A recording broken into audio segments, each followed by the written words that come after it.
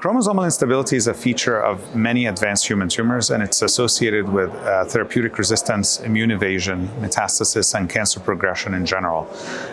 We've always thought of chromosomal instability as a marker of tumor progression, but as we got to understand more and more about the consequences of chromosomal instability on cancer cells, it's become clear that it's an active driver of cancer progression, of therapeutic resistance, and immune evasion.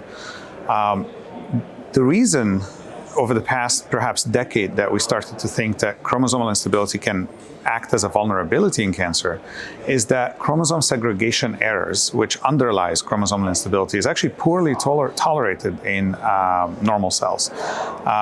And that probably is the main reason why our normal cells have 2 copies of every chromosome, 1 copy from the mother and 1 copy from the father.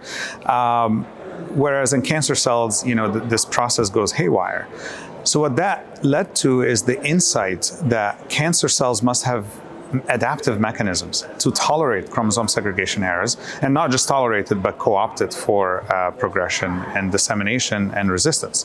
But by understanding these mechanisms, we're now able to target what we think is cancer's Achilles heel to prevent these cells from tolerating instability, to enable these cells to consider instability just like the normal cells do, as a vulnerability, as a liability, and then to elicit a lot of the protective mechanisms that normal cells invoke when a chromosome missegregation happens.